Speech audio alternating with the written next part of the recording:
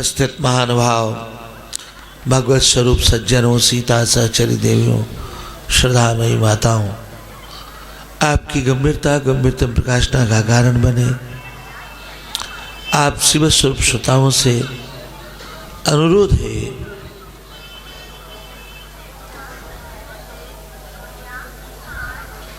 कि आपकी उपस्थिति कथा के आत्यंतिक एकांतिक अर्थ का प्राकट्य करे। आप शिव स्वरूप श्रोताओं के श्री चरणों में कथा में आए हुए शब्द रूप पत्र पुष्प फल अर्पण करने के क्रम में कथा रस से अभिषेक करते हुए श्रीमद् भागवत महापुराण सप्ताह ज्ञान यज्ञ को आधार बनाकर सुतंत्राज प्रयाग से श्री गंगा जी की गोद में बैठ के सौभाग्य प्राप्त करें।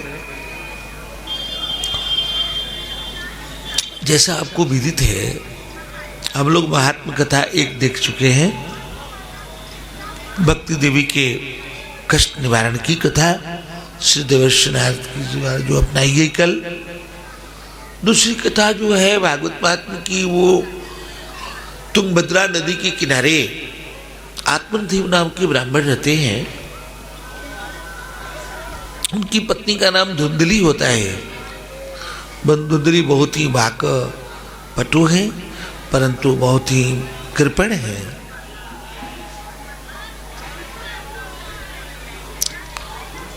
पंडित जी तो बड़े दानी प्रकृति के हैं और लगभग अपना सारा धन दान के कर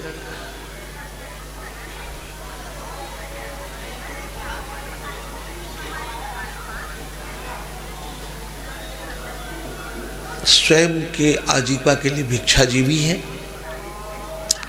ऐसा ब्राह्मण या ऐसा लोग कम सुना गया होगा कि सब दान कर दे और स्वयं आजीविका के लिए भिक्षाटन करे। ऐसा तो होता नहीं।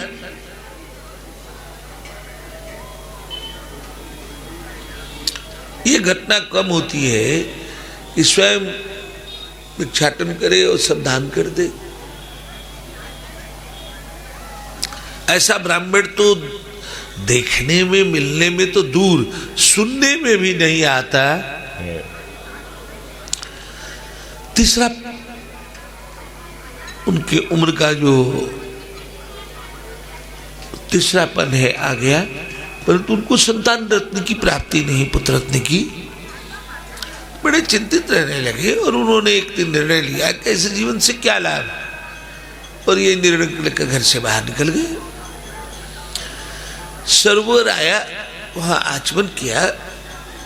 वही अभी थे ही कि एक सन्यासी देवता आए और सरोवर में आचमन करने लगे।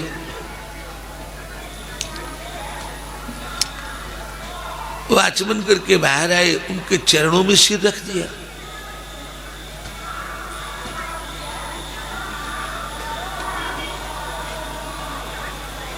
सन्यासी देवता के चरण में सिर रख करके फुट फुट के रोने लगे। अब उनको एक बात नहीं समझ में आई सन्यासी देवता को कि आखिर क्या बात है। उन्होंने पूछा, क्यों रो रहे हैं आप इतने बेवल होकर? उन्होंने कहा कि मेरे को संतान की प्राप्ति नहीं हुई, चौथापन आया, उनमें संतान की प्राप्ति नहीं हुई है। उन्होंने कहा कि सामुद्रिक शास्त्र की जानकार रहे होंगे सन्यासी भगवान। उन्होंने कहा कि आपकी माथे की लकीरें देख करके तो लगता है कि आपको जीवन भर कभी संतान का सुख नहीं प्राप्त होने वाला है। ऐसा सुनकर के तो सन्यासी के सम्मुख से अत्यंत विह्वल हुए आत्मदेव और कहने लगे कि अगर संतान सुख नहीं तो फिर जीवन का क्या लाभ। हम आपके सामने ही आत्महत्या कर लेते हैं, और आपके सामने कोई आत्महत्या कर ले तो दोष माना जाता है।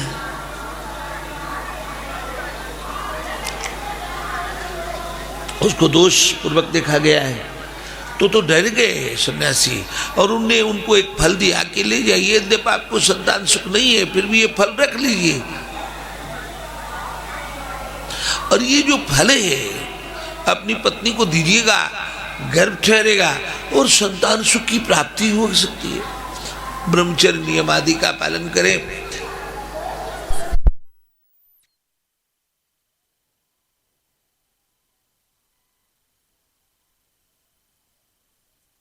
गोपाल जय जय गोविंद जय जय गोपाल जय जय राधा रमण हरि गोविंद जय जय राधा रमण हरि गोविंद जय जय राधा रमण हरि गोविंद जय जय राधा रमण हरि गोविंद जय जय राधा रमण हरि गोविंद जय जय राधा रमण हरि गोविंद जय जय राधा रमण हरि गोविंद जय जय राधा रमण हरि गोविंद जय जय राधा रमण हरि गोविंद जय जय राधा रमण हरि गोविंद जय हरे जय गोविंद जय जय गोपाल जय जय गोविंद जय जय गोपाल जय जय राधा रमण हरि गोविंद जय जय राधा रमण हरि गोविंद जय जय गोविंद जय जय गोपाल जय जय गोविंद जय जय गोपाल जय जय राधा रमण हरि गोविंद जय जय राधा रमण हरि गोविंद जय जय गोविंद जय जय गोपाल जय जय गोविंद जय जय गोपाल जय जय राधा रमण हरि गोविंद जय जय राधा रमण हरि गोविंद जय जय राधा रमण हरि गोविंद जय जय राधा रमण हरि गोविंद जय जय राधा रमण हरि गोविंद जय जय राधा रमण हरि गोविंद जय जय गोविंद जय जय गोपाल जय जय गोविंद जय जय गोपाल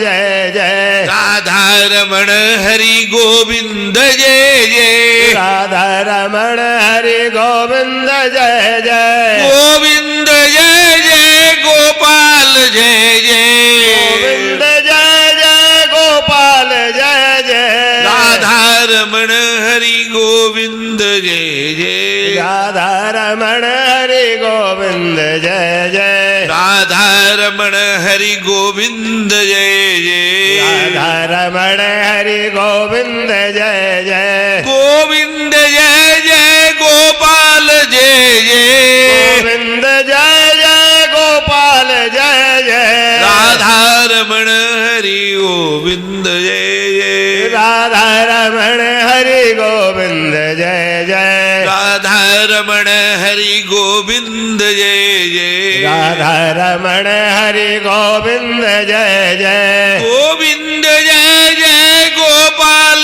जय जय गोविंद जय जय गोपाल जय जय राधा रमण हरि गोविंद जय जय राधा रमण हरि गोविंद जय जय राधा रमण हरि गोविंद जय जय राधा रमण हरि गोविंद जय जय गोविंद जय जय गोपाल जय जय गोविंद जय जय गोपाल जय जय राधा रमण हरि गोविंद जय जय राधा रमण हरि गोविंद जय जय बोल श्री राधा रमण भगवान की जय हो जय जय सीताराम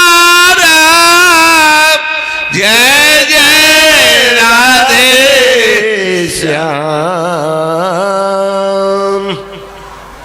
मैं कह रहा था कि सन्यासी भगवान ने फल दे दिया और कहा कि ले जा अपनी पत्नी को दे देना। पत्नी इस फल को खाएगी, गर्भ धारण करेगी, नियम धर्म से रहे तो शायद संतान सुख होवे, लेकिन पत्नी तो ठहरी नाम ही धुंधली था। धुंधली का अर्थ होता है जैसे धुंध होता है ना रोड पे, तो गाड़ी का एक्सीडेंट होता है, ऐसे जिसकी दृष्टि धुंधली हो, जिसकी बुद्धि ही धुंधली हो, जिसकी समझ धुंधली हो, जिसका कंसेप्ट क्लियर न हो, जो कंफ्यूज हो, वो धुंधली बुद्धि का स्वामी होता है। उसको दिखाई नहीं पड़ता, उसको सच्चाई समझ में नहीं आती। साधु साधु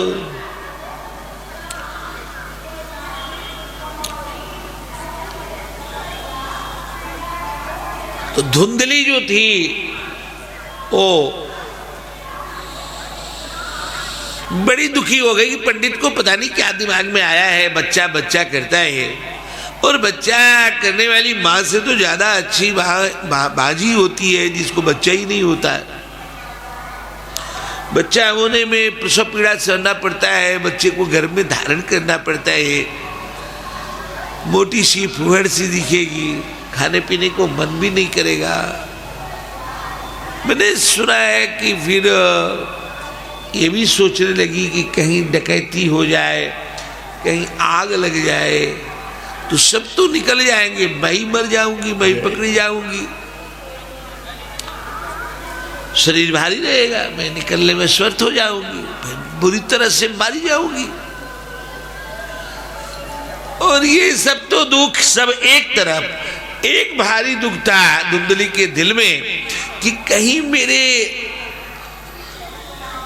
बच्चा जन्मने के समय मेरी ननद ना आ जाए, और ननद आ गई तो मैं तो प्रसूति गृह में रहूंगी, मैं बाहर भी नहीं निकल सकती। तो सारा माल लेकर के ननद मेरी चंपत हो जाएगी, चली जाएगी। ये दुख तो भारी दुख है, इसलिए निर्णय लिया कि बच्चा न होवे तो ज्यादा अच्छा है। तो जो जैसा मिल रहता है ना, उसके मिलने जुलने वाले लोग भी वैसे ही होते हैं। उसकी सखी, उसकी बहन भी उसी तरह की। सखी ने बोला कि ऐसा कहीं फल खाने से बच्चा होता है? ये बियॉन्ड जेनेटिक सेंस है। What type of nonsense. ये ब्राह्मण लोग ऐसे पगला टाइप का होता है, कुछ का कुछ कहता है।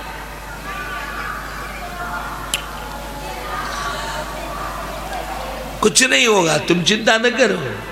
तब तक उसकी बहन आ गई, तो सखी से बात हुई। फिर बहन आई तो बहन ने कहा तुम्हारे को तो बच्चा नहीं है, तेरे पति नाराज रहते हैं, दुखी रहते हैं, मेरे तो हर साल ही बच्चा होता है,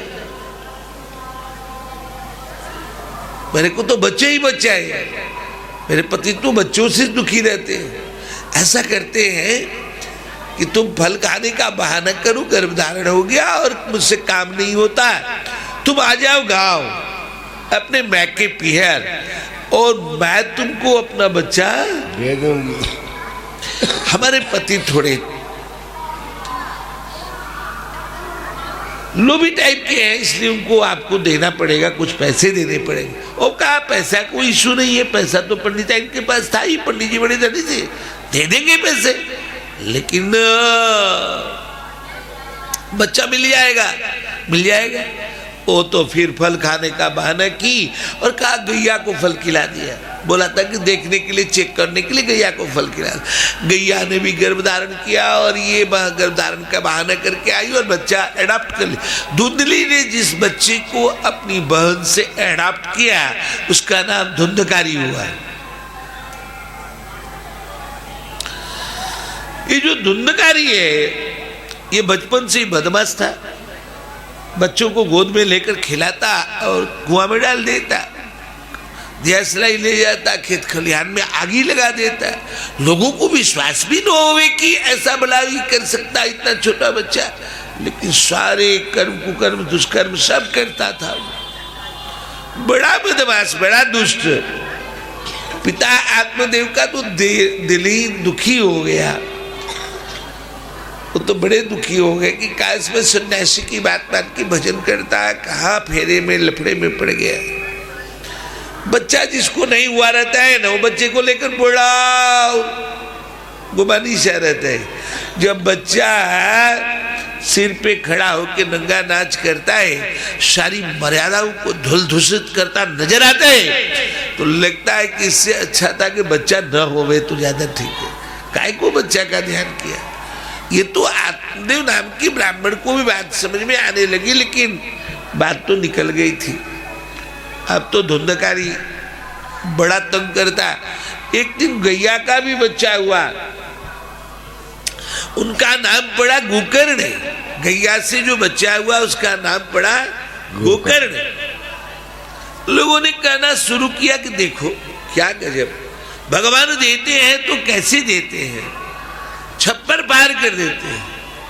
गाय को भी बच्चा हो गया और उसको भी बच्चा हो गया, हो नहीं रहा था तो वो था ही नहीं, हुआ तो दोनों जगह हो गया। तो गाय से जो बच्चा पैदा हुआ उसका नाम पड़ा गोकर्ण। गोकर्ण साधु थे। उनके पिताजी ने उनसे पूछा कि क्या करें, कैसे निपटे। तो बोला कि कोई किसी का पिता और किसी का कोई पुत्र नहीं होता पिताजी, आप ऐसा कीजिए कि सब छोड़ छाड़ करके श्री जमुना जी के तट जाइए और वहां बैठ करके भजन कीजिए, त्रिकाल संध्या कीजिए, पूजन कीजिए। श्री गोकर्ण जी का कहा हुआ श्री आत्मदेव जी ने माना और भजन करके वो भगवान धाम वो लोग सुधार गए। और इधर धुंधकारी की बदमाशी बढ़ती रही, उसने 5 वेश्या रख लिया। और एक दिन अपनी मां से कहा पैसे निकाल नहीं तो मार डालूंगा। मां कहने लगी कि पैसे तो है नहीं, तेरे पिता जब थे तो कुछ था भी, और सब तुझ बात जानता ही है, मेरे पास पैसे है ही नहीं। कहा मैं कुछ नहीं जानता, मैं तो तुमको मारूंगा। ओ जलती हुई लाठी चूल्हे से निकाल के कहा इसी से जलाकर मार डालूंगा। मां बड़ी दुखी हुई और रात होने के पहले ही उन्होंने कुआं में जाकर अपने को आत्महत्या में लिया। कुआं में जाकर डूब मरी। और वेश्याओं की आवश्यकता पूर्ति के दरमियान ये जो धुंधकारी था ये राजा के यहाँ चोरी किया और चोरी करके ऑर्नामेंट्स वगैरह जो बिल्कुल अनपैरेलल थे, बाजार में इस तरह का कोई ऑर्नामेंट होता नहीं, वो महंगी चीजें सब चुरा लाया। तो ये वेश्या लोगों ने सोचा कि राजा के गुप्तचर सिपाही छुटे होंगे और ये तो पकड़ा ही जाएगा, और मोटिवेशन में हम लोग हैं, मोटिवेट किए, प्रेरित किए, हम भी पकड़ ली जाएंगी, माल भी चला जाएगा और अनावश्यक रूप से समस्या सिर पे आ जाएगी। क्यों ना हम इसी को निपटा दें। और फिर क्या था, 2 जो वेश्या थी पैर पकड़ ली, 2 हाथ और 1 गर्दन दबाने। अब औरत का हाथ कोमल होता है, वो कस के दबाया परंतु पूरा फांसी हुआ नहीं, जीव निकल गई, न जिंदा रहा न मरा। अब भारी समस्या थी कि अब क्या किया जाए। तो उन लोगों ने जलती हुई लाठी जिस चूल्हे से निकाला था उसी का गरम गरम लोहा और गरम गरम आग बाबा कोयले का लोहे के तसले में लेकर के उसके मुंह पे डाल दिया। मुखाग्नि हो गया, मर गया। अब मर जाने पे चिंता हुई कि लाश ठिकाने लगाया जाए, कहाँ ले जाए। तो वहीं पर खोद करके आंगन डाल दिया और लिपोत दिया। लोग पूछते वेश्याओं से, धुंधकारी इन दिनों दिखते नहीं है, कहा कि वो विदेश गए पैसा कमाने। वाकई विदेश चले गए। और एक दिन कोई धर्मपत्नी थोड़े कि इनका 10वां होते रही करे, फिर सब छोड़ छाड़ के माल लेकर के वेश्या लोग चंपत हो गए। अब ये तो मर गया, प्रेत बन गया। श्री गोकर्ण जी महाराज अपने गांव आए और अपने हवेली में ही आसन लगाया। अभी उनकी पहली नींद आई होगी, आंख झपी कि उनको भेड़ा, भैंसा, हाथी, पानी बरसता, आग बरसता, ये 5 लक्षण युक्त प्रेत का दर्शन हुआ। उन्हें स्पष्ट हो गया कि कोई भारी प्रेत है। बोला कौन है? बोलता ही नहीं। कमंडल से जल निकाल कर अभिमंत्रित करके बोला बोल कौन है। तो धुंधकारी कहने लगा मैं प्रेत बन गया, वेश्याओं के चक्कर में पड़ के पिता माता को दुखी किया। अब मैं भटक रहा हूँ, बिलबिला रहा हूँ, आप कृपा करिए, आप मेरे भाई हैं। श्री गोकर्ण जी महाराज आप मेरे बड़े भाई हैं, आप कृपा कीजिए ताकि हम मुक्त हो सके। गोकर्ण जी ने कहा कि हमने तो आपके लिए पिंडदान किया। कहा पिंडदान छोटी दान है, उससे तो समस्या का समाधान ही नहीं होता है। पिंडदान से काम नहीं चलता। अब श्री गोकर्ण जी को लगा कि मैं क्या करूं, तो सूर्य उपासना करते थे। सूर्य नारायण से उनने पूछी मुझे क्या करना चाहिए। कहा आपको श्रीमद् भागवत महापुराण की कथा सुनानी चाहिए। फिर तो श्रीमद् भागवत महापुराण की कथा होने लगी। श्री गोकर्ण जी वक्ता हुए और कथा में भारी भीड़ हुई। लंगड़े लूले अंधे मंदबुद्धि सब कथा में आकर जुड़ गए। इतनी सघनता आई कथा में, लंगड़े लूलों के आने से इतना भारी हुआ, इतना भीड़ हुआ, इतनी भीड़ हो गई कि जगह ही नहीं मिला इस प्रेत रूप हवा रूप प्रेत को बैठने के लिए। इसलिए 7 पोर वाले बांस में नीचे से बैठा और एक एक दिन की कथा सुनकर के एक एक पोर फटा। 7 दिन में 7 पोर फटा। दिव्य और निर्मल होकर बाबा पीताम्बर धारण करके भगवान के पार्षद आए और इनको भी शाहरुख मुक्ति प्रदान करते हुए ले गए साधु। फिर तो गोकर्ण जी ने कहा कि धुंधकारी के लिए केवल विमान आया। लंगड़े लूले अंधे मंदबुद्धि ने बहुत कथा सुनी, इन सब का क्या होगा। कहा श्रावण मास में कथा कीजिए। फिर तो इनने श्रावण मास में कथा कही और अब की बार भगवान की पार्षद आकर के स्वयं वैकुंठाधिपति आए और सबको लेकर के भगवान धाम। 2 बार ये घटना घटी। एक तो श्री राम जी जब इस लीला संवरण करके साकेत जा रहे थे तो धरती भर के लोगों को लेकर के गए और एक बार अभी ये घटना घटी। वैकुंठाधिपति स्वयं विमान लेकर के आए और सारे के सारे लोगों को अपने धाम लेकर के गए। ये श्रीमद् भागवत महापुराण के श्रावण मास में कथा सुनने का फल बताया। देखिए गोविंद जय जय गोपाल जय जय, गोविंद जय जय गोपाल जय जय, राधा रमण हरि गोविंद जय जय, राधा रमण हरि गोविंद जय जय, गोविंद जय जय गोपाल जय जय, गोविंद जय जय गोपाल जय जय, राधा रमण हरि गोविंद जय जय, राधा रमण हरि गोविंद जय जय, गोविंद जय जय गोपाल जय जय, गोविंद जय जय गोपाल जय जय, राधा रमण हरि गोविंद जय जय, राधा रमण हरि गोविंद जय जय, गोविंद जय जय गोपाल जय जय, गोविंद जय जय गोपाल जय जय, राधा रमण हरि गोविंद जय जय, राधा रमण हरि गोविंद जय जय। बोल श्री राधा रमण भगवान की जय हो। जय जय सीताराम, जय जय राधे श्याम। ये आत्मदेव नाम के ब्राह्मण इस कथानक का जो यूनिवर्सल मैसेज है, सार्वभौमिक सार्वजनिक सार्वकालिक सार्वदेशिक जो संदेश है, beyond caste creed and religion, internal harmony को तय कराने की दिशा में जो इसमें इसका सार है, उसको आप सुने, इसका विमर्श सुने। कल की कथा में आपने देखा था कि श्री सनत कुमार जी ने जब कथा कही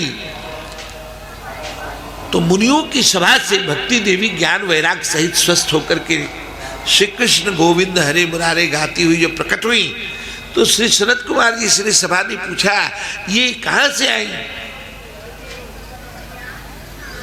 कहा अभी अभी भागवत जी के श्लोक की अर्थ का अनुसंधान होने से भक्ति देवी ज्ञान वैराग सहित स्वस्थ हो गई है।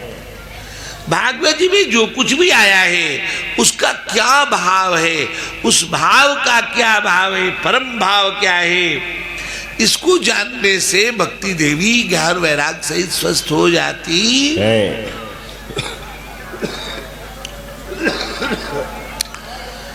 जैसे एक बात बताऊं आपको, साधु, कोई आदमी घी खाए, डेली 2 चम्मच घी खाए, कितना चम्मच? 2। हाँ, अब ऐसे 8 चम्मच घी खा सकते हैं आप डेली। हर आदमी 8 चम्मच देसी घी खा सकता है। हाँ, घी बहुत अच्छा होता है, उसमें सारे तरह के मिनरल्स होते हैं। और एक बात बताऊं, हम लोग गाय को जो बच्चा होना होता है ना, अपने पास तो बहुत सारी गायें हैं, हर हफ्ता में 4-5 गाय बच्चा देती है, तो उसको हम लोग पहले से 20 दिन पहले से, 1 महीना पहले से घी खिलाना शुरू करते हैं। गाय का जो देसी घी होता है उसको हर दिन 100 से 150 ग्राम देते रहते हैं। उसका जो डिलीवरी होता है बहुत इजी होता है।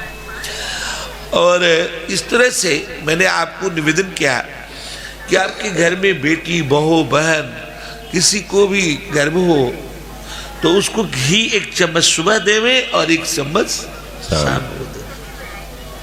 फिर तो ऑपरेशन नहीं जाना होगा, बहुत सहज बच्चा होगा। अभी हमको फिलॉसफी पढ़ाए डॉक्टर मानवेंद्र प्रताप सिंह जी, उनकी लड़की इनकम टैक्स में कमिश्नर है, IRS किया हुआ है, लड़का भी IAS है, वो जिससे शादी हुई है, तो उसे बच्चा होने को हुआ। गुरु जी बहुत चिंतित थे, तो हम लोगों ने अपने गौशाला से घी दिया और वो खाई, और इतने बड़े पद पुष्ट में है बाबा, उसका वातावरण, रहन सहन का, और उसको नॉर्मल बच्चा हुआ, फर्स्ट डिलीवरी नॉर्मल हुआ। इसलिए घी खाना माताओं के लिए बहुत ही लाभदायी है, और दूध में घी डाल के पीना और सुंदर है। साधु, ये सब डॉक्टर कुछ नहीं जानते हैं। डॉक्टर नहीं जो बोले कि नहीं घी नहीं खाना चाहिए, नहीं, डॉक्टर की बात ही नहीं माननी है। अपना तो जो पहले से चला आ रहा है वही करना है। साधु, तो श्रीमद् भागवत जी तो घी है, मक्खन है, इसका सेवन करेंगे तो जैसे फिजिकल शरीर में घी सेवन करने से मेंटल शरीर में बल आता है, ऐसी जो आपका कॉन्शियस बॉडी है, आपका जो चेतन शरीर है, चिन्मय शरीर है, वो अत्यंत सुंदर हो जाएगा। घी खाने से आपके चेहरे में चमक आ जाएगी, ग्लो जैसा हो जाएगा। साधु, उसमें सारे मिनरल्स होते हैं घी में। इसी तरह से शास्त्र में सब कुछ पिरोया हुआ, इसको सुनने से आपकी आत्मा फ्लॉरिंग करेगी, खिल जावे, प्रसन्न हो जावे। साधु साधु साधु, मैं आपको निवेदन किया कि जो आत्मदेव नाम के ब्राह्मण है, ये तुंगभद्रा नदी के किनारे रहते हैं। प्रत्येक नर नारी, नपुंसक, हिंदू, मुसलमान, सिख, ईसाई, ब्राह्मण, क्षत्रिय, वैश्य, शूद्र, सबके अंदर तुंगभद्रा कहाँ है और ये आत्मदेव नाम का ब्राह्मण कहाँ है, इसको जरा देखिए। तुंगभद्रा, तुंग मतलब होता है तुरंत, अभद्र मतलब होता है कल्याण।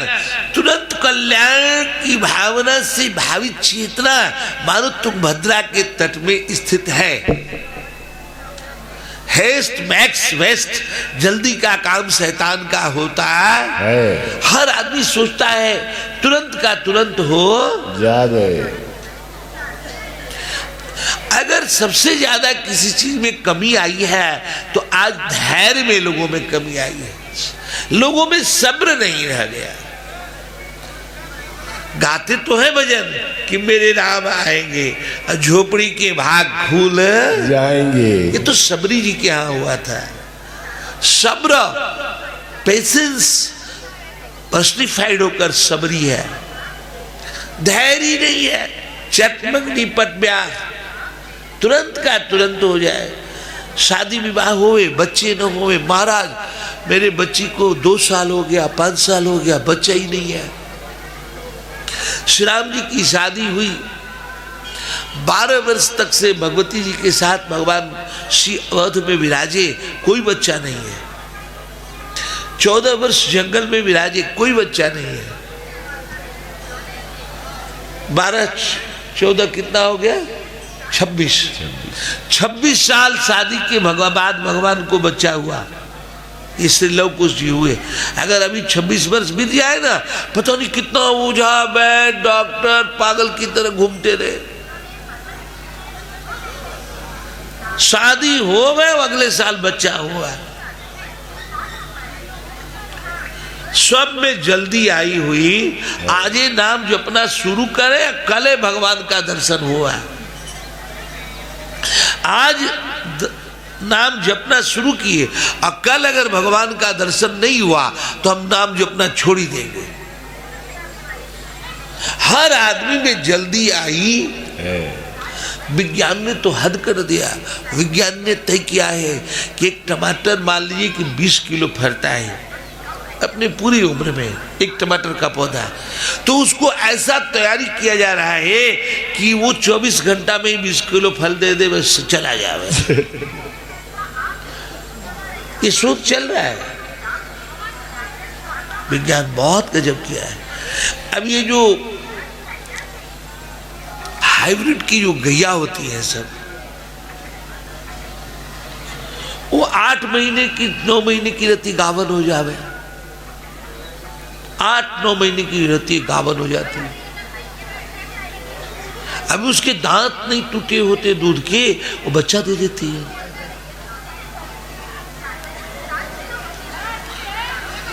तो मैं जो कह रहा था कि आत्मदेव नाम की ब्राह्मण तुंगभद्रा नदी के किनारे रहते हैं।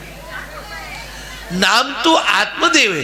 भारतवर्ष में किसी का भी नाम राम कृष्ण गोपाल जगदीश सीता राधा अनसुईया हुआ करता है। भारतवर्ष के हर आदमी का नाम देवी देवता का होता, भगवान भगवती का होता, लेकिन नाम के अनुसार जीते नहीं है। नाम तो था आत्मदेव। और सन्यासी ने कहा कि पुत्र लाभ नहीं लिखा है, संतान सुख, भजन करो। भजन करना चाहिए था। अब आप सोचेंगे कि हमको तो महाराज बच्चा हो गया है, हमको तो कोई प्रॉब्लम ही नहीं है। ये जिसकी प्रॉब्लम होवे और अपना बच्चा का बहू भी आ गई है, हमको तो सब सुख प्राप्त हो रहा है। नहीं, ध्यान से सुनिएगा। कोई भी आदमी संसार में अगर सुखी होना चाहता है और बच्चा बहू के आधार से होना चाहता है, वो जीवन में कभी सुखी नहीं होएगा। सुख का आधार है आत्मा, सुख का आधार है स्वयं। जब तक वो स्वयं को जीता नहीं,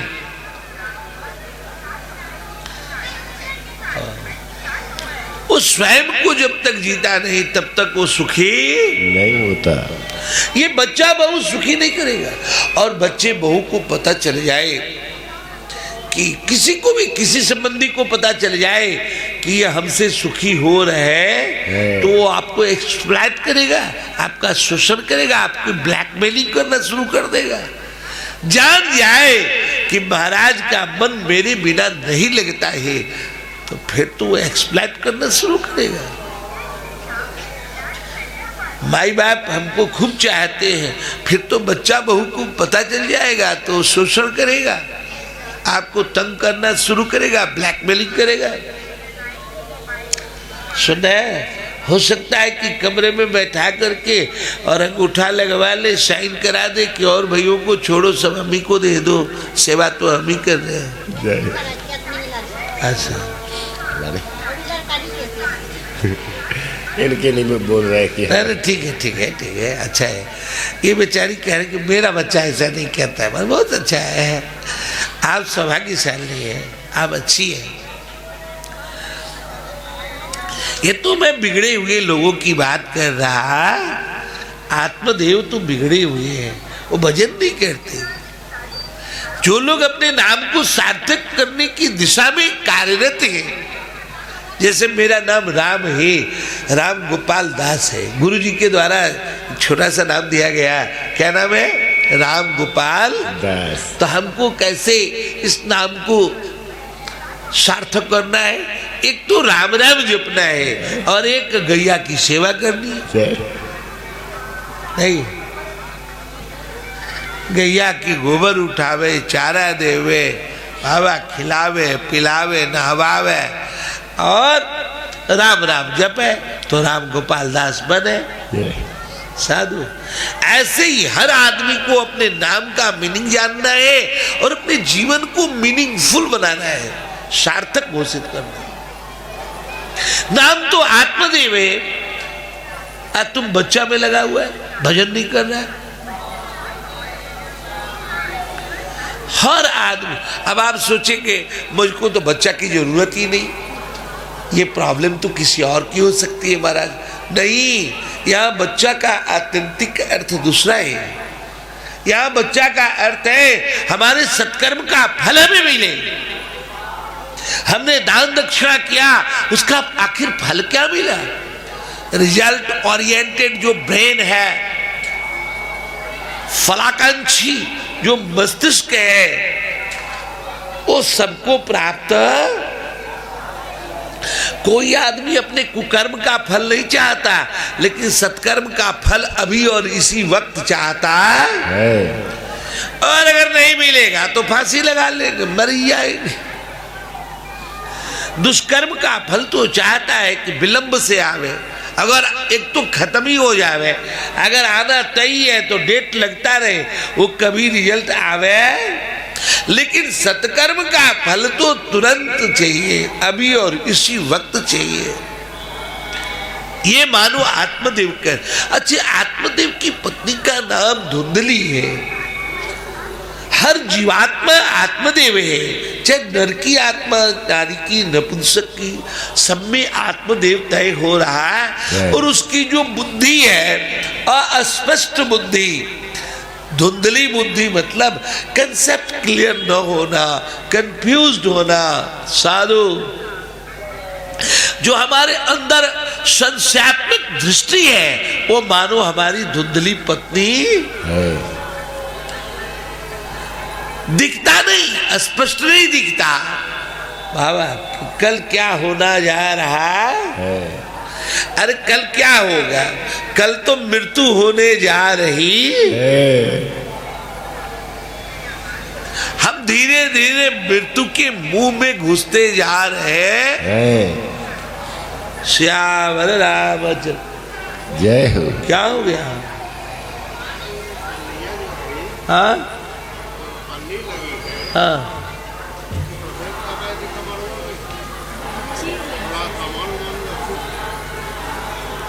सुई हुई लगा ली है, टेटनेस।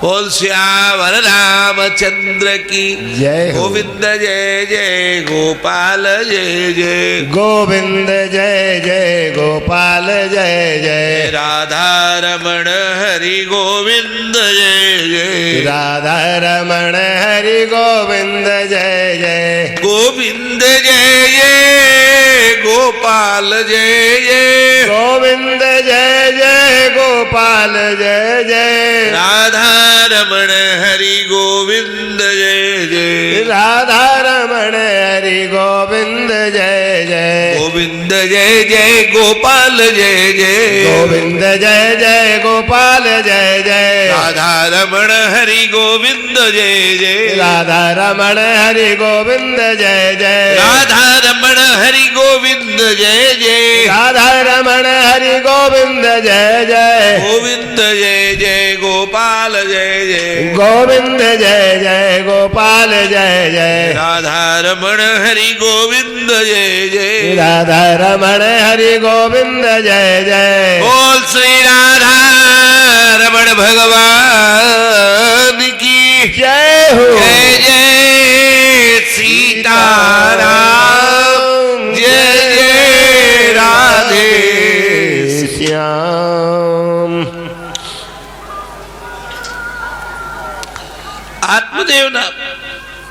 आत्मदेव नाम के जो ब्राह्मण है,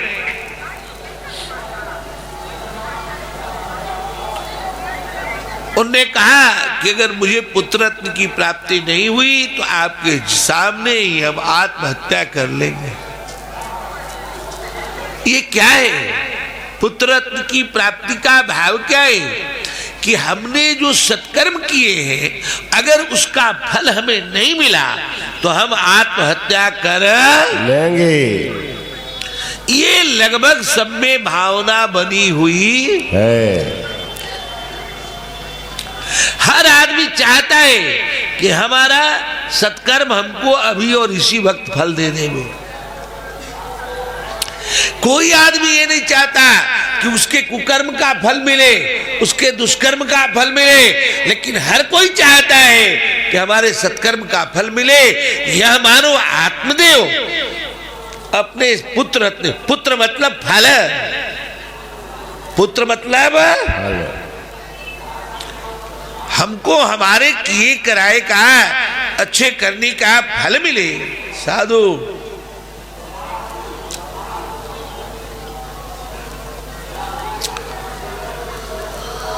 पंडित जी ने कहा, सन्यासी भगवान ने कहा नहीं। सन्यासी भगवान ने बोला कि देखिए आपको तो पुत्र की प्राप्ति नहीं होने जा रही है, पुत्र सुख नहीं लिखा है। कोई भी आदमी पुत्र सुख अर्थात फल प्राप्ति के दरमियान सुखी होना चाहता है तो नहीं होगा। कैसे सुखी होएगा? हर आदमी को जॉब सेटिस्फैक्शन आना चाहिए। कर्म करने के दरमियान ही, सत्कर्म के संपादन के दरमियान ही अगर वो खुश नहीं हुआ तो फल प्राप्ति पर जाकर खुश होने की आशा लिए हुए जो जी रहा है वो कभी खुश नहीं होने वाला है। हमने बच्चे बहू को पाल दिया, ला दिया, बाबा इसी में अपने को खुश रखना चाहिए। ये बच्चे बहू हमारे प्रति हाईली पेड हो, बाबा हमको बहुत सिंसियरली टेकअप करें, हमारे लिए बड़े गंभीरता का बाबा ध्यान लाएं, ये सब नहीं सोचना है अपने को। अपना तो कर्म करके संतुष्ट हो जाना, बाद में क्या होगा क्या नहीं होगा नहीं, अभी और इसी वक्त। फल में कदाचित तेरा अधिकार नहीं अर्जुन। भगवान नारायण कहते हैं गीता जी में, कर्मण्येवाधिकारस्तु मा फलेषु कदाचन। देखिए मीमांसा ठीक से नहीं होने की वजह से एक घटना घटी भारतवर्ष में। तीर्थ में लोग गए, गुरुमुख हुए तो लोगों ने क्या किया, आम छोड़ दिया, केला छोड़ दिया। ये आम केला फल नहीं छोड़ना है, अपने सत्कर्म का फल छोड़ना है। ये आम केला नहीं छोड़ना है साधु। कि आम छोड़ दिया, केला छोड़ दिया, और जो बदमाश लोग होते हैं जंगल का झड़बेर छोड़ दिया, छोटा छोटा जिसको खाने का कभी प्रसंग ही ना आवे, बड़ा वाला नहीं, बड़ा वाला बेर खाएंगे, जंगल वाला छोड़ दिया। और उससे भी जो लोग बदमाश होते हैं वो नेट में सर्च करके 7 समुंदर जो पार फल लगा है, जो इंडिया में कभी आने का नाम ही नहीं, ऐसे फल को छोड़ दिया। अजी फल छोड़ने का मतलब क्या है? फल छोड़ने का मतलब है कर्म का फल छोड़ना। बाबा कर्म का जो फल है, सत्कर्म के का जो फल है, उसको छोड़ने की बात की जा रही है। सत्कर्म न छोड़िए। पंडित जी ने दान दक्षिणा दिया, सत्कर्म किया और बेटा नहीं हुआ तो रोने लगे कि दान दक्षिणा देने से क्या फायदा हुआ, बेटा हुआ ही। बेटा मतलब उसके फल की प्राप्ति। बाबा वो बिल्कुल छोड़ देना है, लेकिन वो माने नहीं तो फिर उनको एक फल दे दिया पंडित जी ने। सन्यासी बाबा ने एक फल दिया। ये फल देने से बच्चा का क्या भाव है? फल देंगे तो बच्चा कैसे होगा? साधु ध्यान से सुनिएगा। साधु फल देता है तो अपनी साधना का वो फल दे रहा है। आप चाहे तो अपने पुण्य का दान किसी को कर सकते है। जैसे आपके बैंक में पैसा है, चाहे तो आप आरटीजीएस कर सकते है। किसी को ट्रांसफर कर सकते है। ठीक है। आप गंगा नहाए, आपको पुण्य हुआ, और चाहे तो आप दान कर सकते है। साधु। चाहे तो आप अपने बाल बच्चों को दान कर सकते हैं, और चाहे तो आप पूरी मानवता को दान कर सकते है। कहे महाराज मैं क्यों दान करूं? दान करने से बढ़ेगा, दान करने से बढ़ेगा।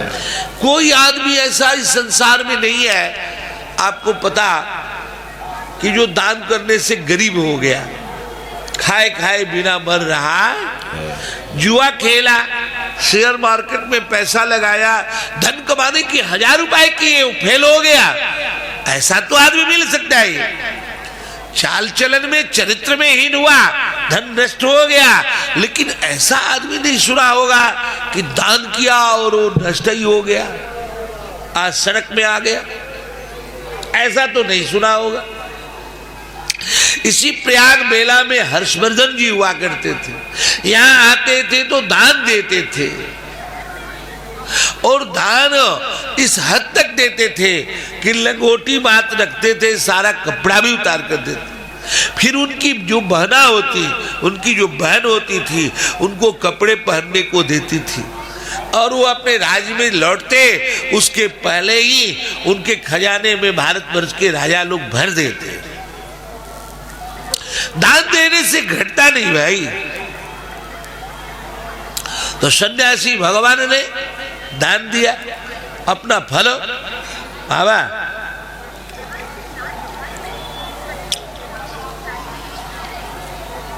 ये फल दान करने का अधिकार सन्यासी बाबा को क्यों है?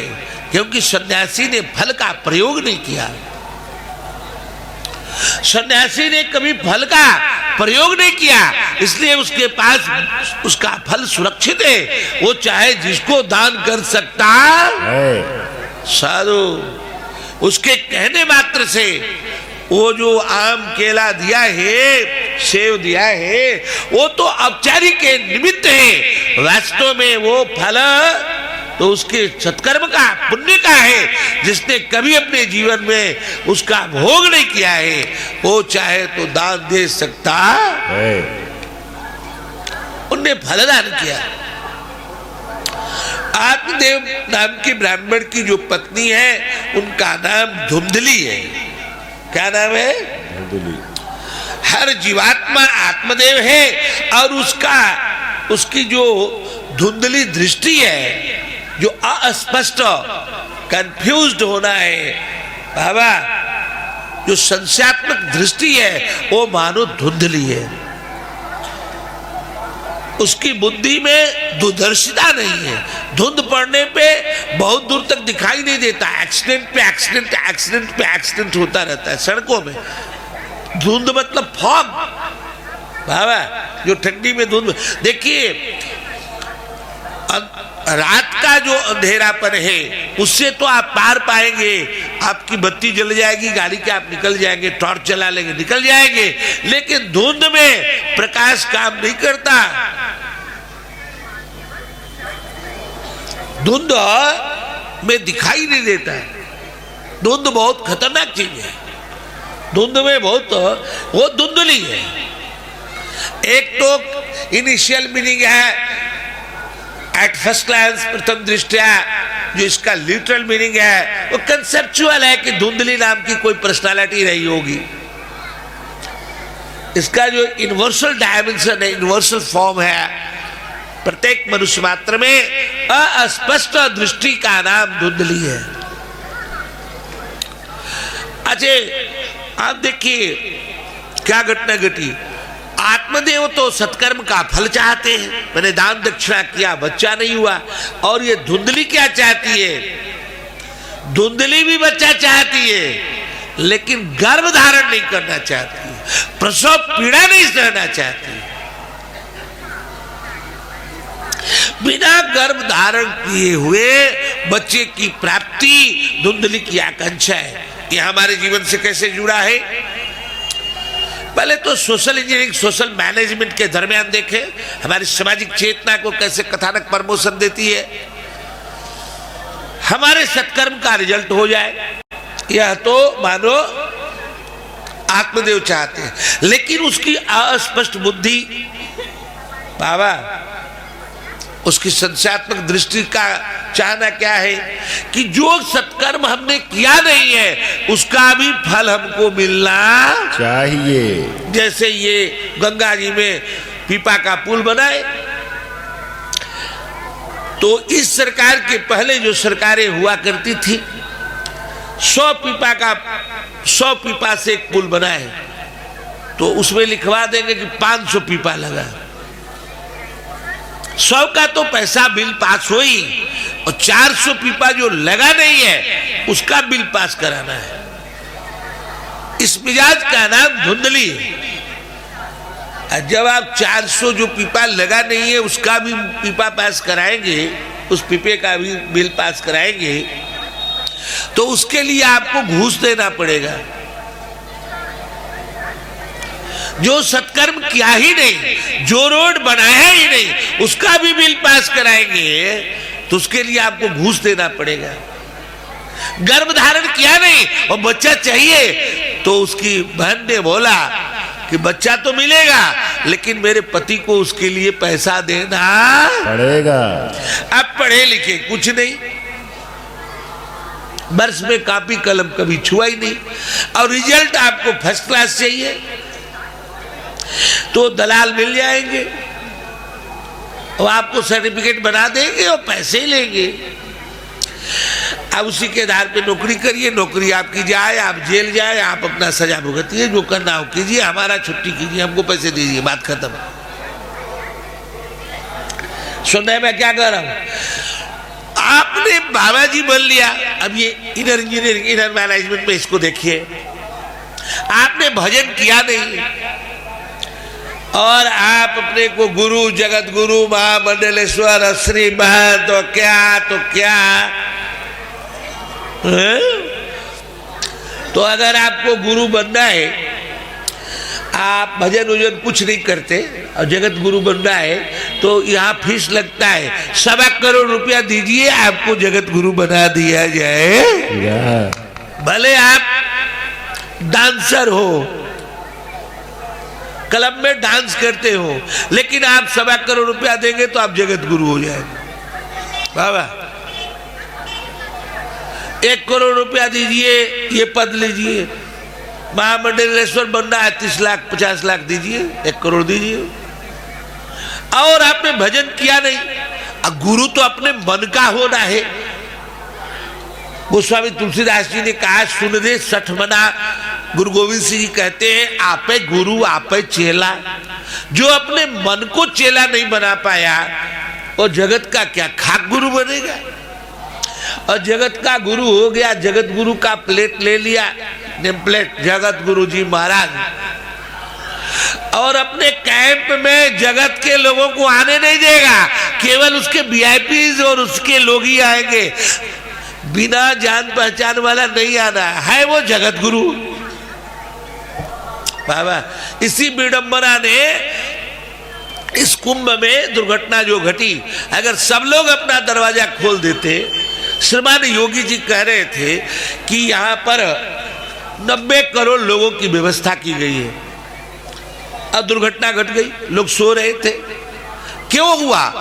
क्योंकि ये जो मेला है ना, वो यूनिवर्सल बाबा, मेला तो यूनिवर्सल व्यू से बनाया गया, क्योंकि इसका सार्वभौमिक स्वरूप है बाबा। ये जितनी लैंड है जो किसी को भी अलॉट होती है, ये सारी लैंड यूनिवर्सल एसेट है, ये सबका है। लेकिन हमने क्या किया, इसको पर्सनल एसेट बनाकर दरवाजे बंद कर दिए। अब बेचारे जगह नहीं मिला तो चले गए। मेला में आने वालों की समस्या क्या है? मेला में क्यों आते हैं महानुभाव आप? मेला शब्द मिलने से बना है। अगर आप अपने पर्सनल बिहेवियर्स, पर्सनल एटीट्यूड को छोड़ के यूनिवर्सल अप्रोच नहीं करना चाहते हैं तो आपको मेला आना ही नहीं चाहिए बाबा। अगर आपको अपना पर्सनली ढंग में जीना है, वीवीआईपी मेंटेन करना है, तो आप मेला में क्यों आए? सारी प्रॉब्लम यह है कि मेला डिजाइन हुआ है, मेला आए इसलिए है कि हमको यूनिवर्सल जीना है साधु, और हम मेला में आकर भी पर्सनल जी रहे हैं। पर्सनल जीना साइकोलॉजिकल है और यूनिवर्सल जीना फिलॉसफिकल है।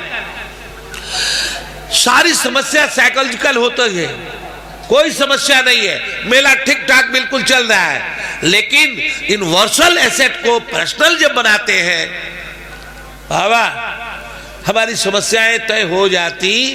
मैं इतना बड़ा आदमी हूं, मुझको गाड़ी से गंगा नहीं आने दिया जा रहा है, ये भारी प्रॉब्लम है बाबा। ये आपकी पर्सनल प्रॉब्लम होगी महानुभाव। हजारों लाखों लोग जा रहे हैं बाबा, आप भी जा सकते हैं। और मेला में तो मैं आपको बताऊं, श्री भरत जी जब प्रयागराज आए ना तो उनसे सीखना है। श्री भरत जी जब प्रयागराज आए तो नंगे पांव आए, उनके पांव में फफोले पड़ गए। सिंगमेरपुर से चल के आए, उनके पांव में फफोले हो गए थे और फफोले ऐसे दिख रहे थे जैसे कमल के पुष्प पर शबनम ओस के कण। फफोले फूटे नहीं। हमारे पैर में भी फफोले पड़ते हैं लेकिन फूट जाते हैं तीर्थ यात्रा के दरमियान। आप शंकर जी को जल चढ़ाने जाते हैं, शिवरात्रि में कांवर लेकर जाते हैं ना, पैर में फफोले तो फूट जाते हैं, लेकिन उनके नहीं फूटे। वास्तव में श्री भरत जी जब प्रयागराज आए तो न गाड़ी घोड़ा से आए और न पैदल आए, और नामारूढ़ होकर आए, नाम में आसीन होकर। कहत राम सिए उमगी उमगी अनुराग। आप तीर्थ में जाए तो नाम जपते हुए जाए, आपको पता ही नहीं चलेगा, आपका शरीर बिल्कुल रुई की फाये की तरह हो जाएगा, बिल्कुल फूल की तरह हो जाएगा साधु, जिसके परिणाम से उनके पांव के फफोले फूटते हैं। आप जब भी तीर्थ में जाएं, कहीं जाएं, ये तो तीर्थराज प्रयाग है, कहीं भी जाएं तो न गाड़ी घोड़ा से जाने का प्रमाद करें कि मैं गाड़ी घोड़ा में जा रहा हूं, और न पैदल जाने का इंफियरिटी हो, न गाड़ी घोड़ा से जाने की सुपियरिटी हो। आप कॉम्प्लेक्स फ्री हो और आप नाम जपते हुए गाड़ी घोड़ा में बैठे, प्लेन में बैठे, भगवान का नाम जपते, माला करते, पैदल जा रहे नाम करते बाबा। नाम जपते हुए चलने वालों को पता ही नहीं चलेगा कि कैसे वो आए और कैसे वो। सारी प्रॉब्लम क्या है? सारी प्रॉब्लम यही है कि हम यूनिवर्सल प्लेस पर पर्सनल लाइफ जीना चाहते हैं साधु। ये जो अहंता ममता है, जो आइनस माइनस है, इसका त्याग करने के लिए हम यहाँ आते हैं। हम देखिए,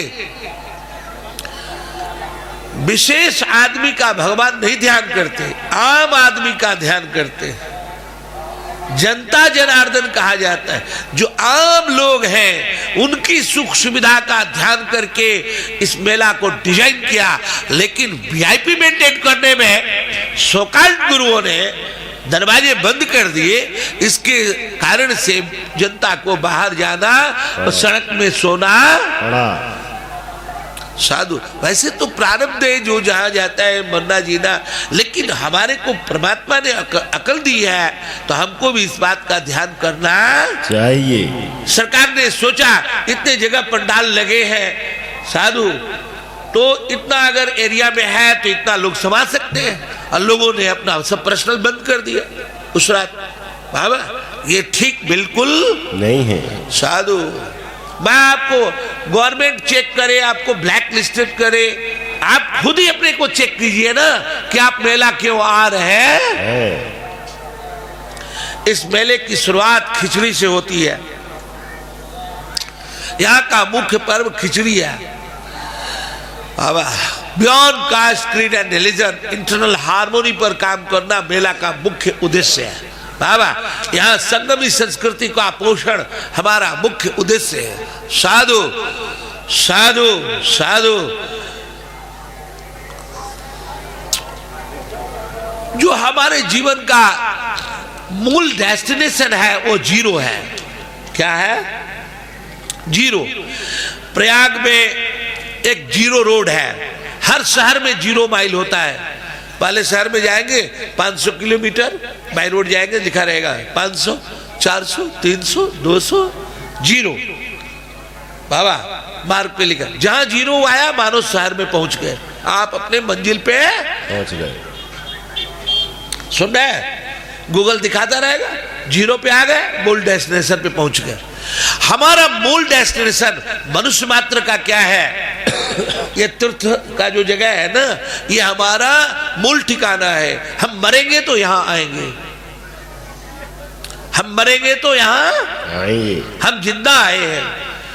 साधु, हम मेंटली कॉन्शियसली यहाँ की यात्रा कैसे करें, संपूर्ण लाभ कैसे होवे, इसी के लिए कथा सत्संग विमर्श रखा जा रहा है। जीरो स्टेट को मेंटेन करना। यहाँ आने पर अपने को ब्राह्मण, क्षत्रिय, वैश्य, शूद्र न महसूस करे, नर नारी नपुंसक न महसूस करे, धनी गरीब न महसूस करे। हम भगवान के हैं, हम तीर्थराज प्रयाग के हैं, हम श्री बेणी माधव भगवान के हैं। साधु, उस तीर्थ में जहां जा रहे हैं वहां के हैं, और उस तीर्थ के जो अधिपति हैं, जो स्थान के देवता हैं, जैसे यहाँ के देवता श्री बेणी माधव भगवान है। हम बेणी माधव भगवान के होकर यहाँ पे आए साधु, और अपने को जीरो महसूस करें कि हम जीरो मेंटेन हमसे हो रहा है। इसी के लिए माघ नहवाया जा रहा है, ताकि स्नान जब करें तो ब्रेन बिल्कुल जीरो पे पहुंचा जाए। गर्मी में नहाएंगे तो आपको गुदगुदी होगी, गर्म पानी से गीजर से नहाएंगे तो गुदगुदी होती है। वो सेंसस प्लेजर का रियल प्लेजर तक नहीं ले जाता। लेकिन अभी ठंडी में नहाएंगे तो आपके शरीर में साबुन सर्फ लगाने की भावना नहीं, आप आत्मा नहावे। ये माघ का स्नान इसी के लिए रखा। एक साधु बाबा है हमारे मित्र, वो कहते हैं कि कौन साधु लोग जो है ठंडी में स्नान तय कर दिया, जानलेवा ठंडी और नहाओ। भैया, ठंडी के नहाने से ही जीरो प्राप्ति होता है। मारिए डुबकी, देखिए फिर क्या होता है। भारत का आविष्कार है जीरो, शून्य, शून्य समाधि, शून्यता से संपूर्णता की यात्रा, नथिंगनेस से एवरीथिंगनेस की यात्रा, मेला की यात्रा, साधु तीर्थ की यात्रा, अपने मूल डेस्टिनेशन को प्राप्त होना। साधु, नथिंगनेस से एवरीथिंगनेस, कुछ नहीं हम हैं से सब कुछ को उपलब्ध होना, इसी के लिए हम यहाँ आए। और अपने को जो कुछ मान रहा है उसी को हट हो रहा है। यहां कुछ नहीं मानना है। यहां तो मैं आपको बताऊं कि विराट परमात्मा बाल मुकुंद के रूप में अक्षयवट के पत्ते पर दाहिना पैर का अंगूठा दाहिने हाथ से पकड़ के चूसता नजर आते हैं, चूसते हुए नजर आते हैं ना। बोल बाल मुकुंद भगवान की। यहां तो बेबी की तरह रहना है। बेबी को नहीं पता है कि मैं नर हूं, नारी हूं, नपुंसक हूं। बेबी को नहीं पता है मैं ब्राह्मण हूं, क्षत्रिय हूं, वैश्य हूं, शूद्र हूं। बेबी को नहीं पता है मैं धनी हूं, गरीब हूं। बेबी को पता नहीं कि मैं गोरा हूं, काला हूं, बिहारी हूं, पंजाबी, गुजराती, मराठी, हिंदुस्तानी, पाकिस्तानी, कैनेडियन, फ्रेंच, हिंदू, मुसलमान। बेबी को नहीं पता है ये बेबी होने का जगह है। यहां जो बाबा बनेगा वो टॉर्चर होएगा, ये तो बेबी होने का जगह। साधु साधु, यहाँ सोकार्ड लोगों को तकलीफ हो रही, जो बिल्कुल नॉर्मल लोग हैं बाबा, एबनॉर्मल सोकार्ड जो लाइफ जी रहे हैं उनको यहाँ पे तकलीफ हो रही है। जो नॉर्मल लोग हैं उनको कोई तकलीफ नहीं हो रही। साधु साधु, यहाँ बाल मुकुंद यहाँ के रोल मॉडल है। साधु साधु, यूं मैंने आपको भगवान की तरफ से निवेदन किया कि ये जो धुंधली है, आत्मदेव की धर्मपत्नी धुंधली, ये तो बिना गर्भ धारण किए ही बच्चा चाहती, और जो आत्मदेव है वो गर्भ से बच्चा चाहते हैं, वो अपने सत्कर्म के परिणाम चाहते हैं, और ये जो सत्कर्म नहीं की हुई है उसका भी ये परिणाम चाहती। तो बिगाड़ का स्वरूप जब हमारे अंदर इतना बढ़ जाता है तब हमको घूस देना पड़ता। बाबा, बिल पास कराने में और जगत गुरु बनने में भी घूस देना पड़ता। हाँ, ऐसे थोड़े होएगा। तुम अंदर से गुरु हो नहीं बाबा, तुमको गुरु बनना है, गुरु तो ले घूस दे आओ बाबा, पैसे निकाल, फिर तुमको गुरु का डिग्री दे दिया जाएगा। यूं मैंने आपको भगवान की तरफ से निवेदन किया कि कथानक अपने यूनिवर्सल मैसेज को जब तय करती है तो फॉर ऑल ह्यूमन बीइंग होती है। और देखिए, कोई भी शास्त्र होता है ना, वो प्रथम दृष्टया तो अपने मानने वालों के लिए होता है, और आत्यंतिक एकांतिक रूप से उस संपूर्ण मनुष्य मात्र के लिए जब होता है तब वो मोक्ष शास्त्र कहा जाता है, निर्वाण शास्त्र कहा जाता है। तो धुंधली कहती है मैं फल खा ली, और वो चली जाती है, और उधर से बच्चा अडॉप्ट करती है, और इधर गैया को फल दिया जाता, उससे एक बच्चा जन्मता, वो गोकर्ण है। अब बियॉन्ड जेनेटिक सेंस है कि गाय से बच्चा कैसे जन्मेगा। 21वीं शताब्दी में अगर ये सब कहेंगे तो नई जनरेशन हिंदू की क्यों न हो, वो कहेगी मैया बप्पा तुम कथा सुनो, ये पगला बाबा लोगों का, गाय को फल दे दिया बच्चा हो गया, कोई बात हुई यार, उस जेनेटिक सेंस का ध्यान नहीं है। सब बिलो स्टैंडर्ड है, साइंस का कोई पूट नहीं। देखिए, गोकर्ण का अर्थ क्या है? गोकर्ण साधु है। हर साधु की मां गाय जैसी सिधवा होती है। हर सज्जन की मां, आपको मैं बताऊं, श्री भरत जी जब चित्रकूट गए, श्री राम जी के सामने श्री कैकेयी जी की शिकायत करने लगे। श्री राम महाप्रभु ने उनसे कहा कि हे भरतलाल जी, जिसकी भरत जैसी संतान हो उस पे भी शक किया जाएगा। अगर घड़ा बना नहीं है मिट्टी से तो जैसी मिट्टी होगी वैसे घड़ा का अनुमान किया जाए, लेकिन जब घड़ा बन गया तो घड़ा से मिट्टी का अनुमान होता है। घड़ा का जल सुगंधित है, सोधा है, मीठा है, शीतल है, तो उसमें मिट्टी सही है। अगर हम और आप सज्जन जीवन जी रहे हैं, साधु जीवन जी रहे हैं, तो हमारी मां गौ जैसा सरल माननी पड़ा। आभूषण ठीक है तो उसमें प्रयुक्त सोना भी ठीक मानना ही पड़ेगा। कार्य से कारण का अनुमान होता है। साधु श्री हनुमान जी ब्रह्मचारी है तो नैष्ठिक ब्रह्मचारी है, तो उनकी मां अंजना ब्रह्मचारिणी मानी जा। संत ईसा ब्रह्मचारी है तो उनकी मां मैरियम ब्रह्मचारिणी मानी जा रही है। कर्ण ब्रह्मचारी है तो उनकी मां कुंती ब्रह्मचारिणी मानी जा रही है। से भीष्म पितामह जी ब्रह्मचारी है तो गंगा मैया ब्रह्मचारिणी मानी जा रही है। अन्य नदियों में नहाना बरसात में मना होता और रजस्वला धर्म को प्राप्त होती फेना, लेकिन गंगा जी में नहीं नहाना मना होता। गंगा जी तो ब्रह्मचारिणी, गंगा जी ने तो ब्रह्मचारी को जन्म दिया है।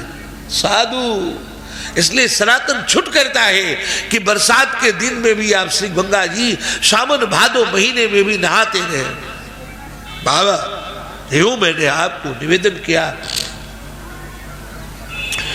कि गोकर्ण का एक अर्थ और सुनिए। गो मतलब गैया, कर्ण मतलब कान। कथा सुनने में जिसके कान आगे बढ़े रहते हैं, महाराज कहना क्या चाह रहा है और इससे कहा क्या जा रहा है, इसके कथन क्या है, इसके कथ्य क्या है, इसका जो स्टेट ऑफ माइंड है इसके स्टेटमेंट में वो क्या है, ये जिससे नोटिस होता है, ये जो रिसर्च से जानता है, मनन पूर्वक जो इसको धारण करता है, वो गोकर्ण है। हम निंदा चुगली सुनने के लिए तो कान आगे बढ़ा देते। हाँ, क्या हुआ भैया, दूसरे की निंदा चुगली में तो आगे हो जाते हैं और दूसरे की बड़ाई सुनते समय मरने लगते हैं। अगले की बड़ाई सुनने में, भगवान की बड़ाई सुनने में, सबकी बड़ाई भगवान की बड़ाई मान के सुनने में जिसका कान उत्सुक रहता है वो गोकर्ण। गाय जब सुनती है ना तो ऐसे कान करके सुनती है, साधु। और एक और अर्थ गोकर्ण का, साधु, गो मतलब इंद्रियां और कर्ण मतलब श्रवण इंद्री। श्री राम जी ने श्री लक्ष्मण जी से कहा, गो गोचर बजह मन लग जाई, सो सब माया जानहु भाई। गो गोचर जह, गो मतलब इंद्री, और इंद्रियजन पदार्थ में मन का लगना ही माया। ये नाक, आँख, कान, जाम, ये सब गो है। और गोचर क्या है? आँख के लिए गोचर है रूप, जीभ के लिए गोचर है रस, कान के लिए गोचर है, गोचर मतलब जहां गाय चरे, गोचर है शब्द, आवा, चमड़े के लिए गोचर है स्पर्श। साधु, ये गोचर है। मैं आपको निवेदन किया कि गो मतलब इंद्रियां, कर्ण मतलब श्रवणेन्द्री, जिसकी सारी इंद्रियों का तेज कथा सुनते समय केवल श्रवणेन्द्री को प्राप्त होवे, वो गोकर्ण है। जैसे कथा सुन रहे हैं तो सारी इंद्री का तेज सिमट करके एक जगह होकर केवल श्रवणेन्द्री को प्राप्त हो रहा है। भूख प्यास बिल्कुल न लगे, टट्टी पेशाब कुछ भी महसूस न हो रहा है, सारी इंद्रियों का तेज एक जगह जाके खड़ा हो गया है, वो है गोकर्ण। और मैं आपको निवेदन करूं, जो ठीक से सुनना जानता है वही ठीक से बोलना जानता है। सुनी गई चीज को ज्यों का त्यों कह देना सुखदेव होना है। तोता, सुख मतलब तोता, तोता को बोलिए राम, वो भी बोल देवे राम, बोलिए श्याम, बोल देवे श्याम। ज्यों की त्यों चीजों को इंटरप्रेट कर देना, ये सुखदेव होना है, ये गोकर्ण होना है। साधु, जिसको ठीक से सुनने आता है उसको ठीक से बोलने आता है। साधु, जेव की तेव एज इट इज कह देना। साधु, ये गोकर्ण और सुखदेव होना है, भागवत का वक्ता होना है। गोकर्ण जी को हम छोड़ करके धुंधकारी का जरा ध्यान करें। धुंधकारी अंधाधुंध आचरण ही हमारे जीवन का धुंधकारी है। किसी से पूछिए कि आप कमाते क्यों हैं, कहे कमाएंगे नहीं तो खाएंगे क्या, खाते क्यों हैं, खाएंगे नहीं तो कमाएंगे क्या। खाते कमाते खाते कमाते कमाते खाते जिंदगी बीत जाने वाली, और रेहट की बाल्टी जैसे ऊपर से नीचे, ऊपर से नीचे, नीचे से ऊपर, ऐसे वैसे। तो शिष्ट ओदरोपरायण जीवन जीने में हमारा जीवन खप रहा है। साधु, अंधाधुंध जी रहे। महानगरों में हालत इतनी खराब है कि बच्चे भी काम कर रहे हैं, पत्नी भी, माई भी, बाप भी, सब काम कर रहे हैं, ओवर टाइम कर रहे हैं, फिर भी पैसा कम पड़ रहा है। साधु, यूं मैंने आपको निवेदन किया, अंधाधुंध हम जो जी रहे हैं वो धुंधकारी होना है। साधु, और धुंधकारी तो गलत सही का निर्णय नहीं देता, वो लगातार गलती में बना रहता है। श्री सीतानाथ भगवान की जय हो। प्रसाद पाके जाना। गोविंद जय जय गोपाल जय जय, गोविंद जय जय गोपाल जय जय, राधा रमण हरि गोविंद जय जय, राधा रमण हरि गोविंद जय जय, गोविंद जय जय गोपाल जय जय, गोविंद जय जय गोपाल जय जय, राधा रमण हरि गोविंद जय जय, राधा रमण हरि गोविंद जय जय, गोविंद जय जय गोपाल जय जय, गोविंद जय जय गोपाल जय जय, राधा रमण हरि गोविंद जय जय। राधा रमण हरि गोविंद जय जय। राधा रमण हरि गोविंद जय जय। राधा रमण हरि गोविंद जय जय। गोविंद जय जय गोपाल जय जय। गोविंद जय जय गोपाल जय जय। गोविंद जय जय गोपाल जय जय। गोविंद जय जय गोपाल जय जय। राधा रमण हरि गोविंद जय जय। राधा रमण हरि गोविंद जय जय। बोल श्री राधा रमण भगवान की जय जय सीताराम जय जय राधे श्याम। मैं आपको निवेदन किया कि धुंधकारी के ज्यादती से आत्मदेव बाबा अपना भजन के लिए चले गए और इधर उनकी धुंधकारी की जो मां है वो कुएं में जाकर के गिर पड़ी, मर गई, आत्महत्या कर लिया। साधु देखिए, अंधाधुंध जब हम जीते हैं हम अपने आगे पीछे का विचार नहीं करते। साधु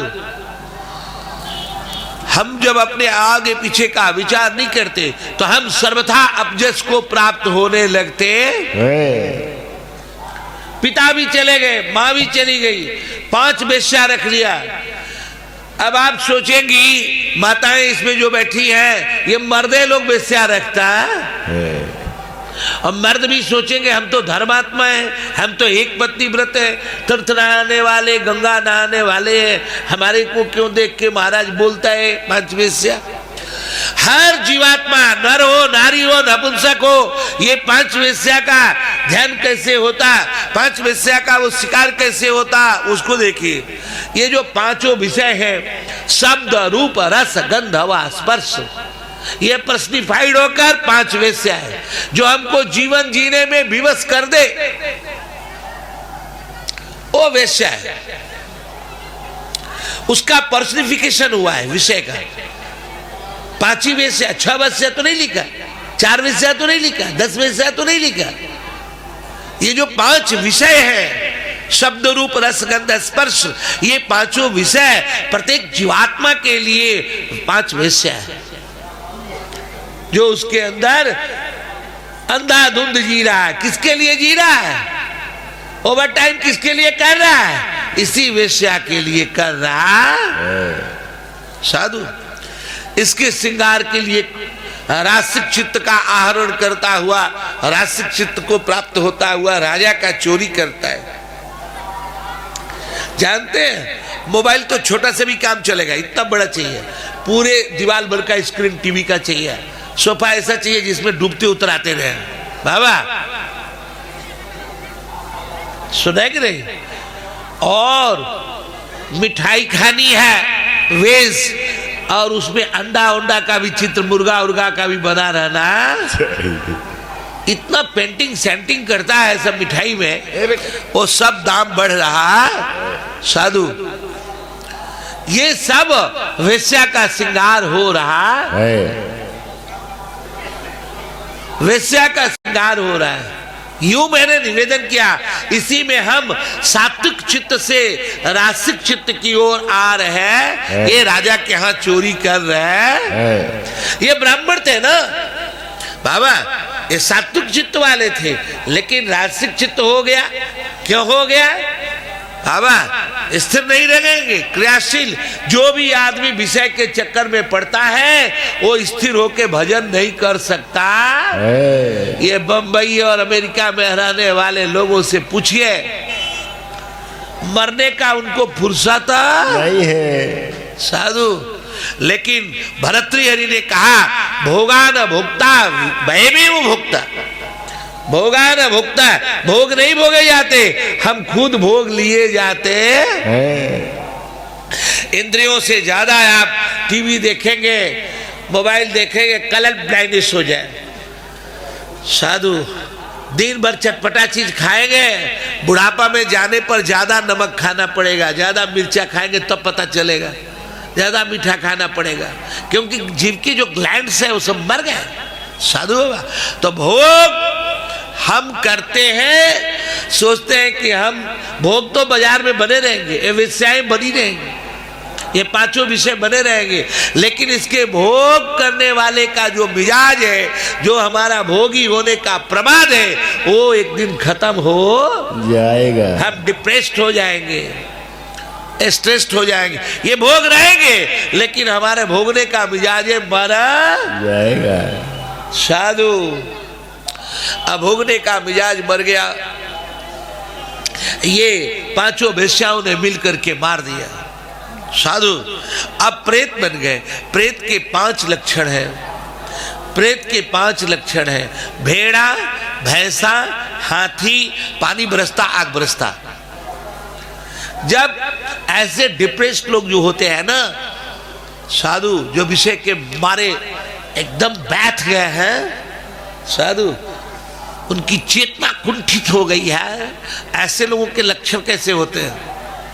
जब किसी से काम निकालना होगा तो सिर झुका के बतियाएंगे, बेटी की शादी है, आप ही के भरोसे स्थान दिया है, अरे भाई आर्थिक मंदी चल रही है, अब मदद नहीं कर पा रहे हैं, घर गृहस्थी चलाना मुश्किल, अब जो भी कहिए साहब हम तो आप ही के भरोसे हैं।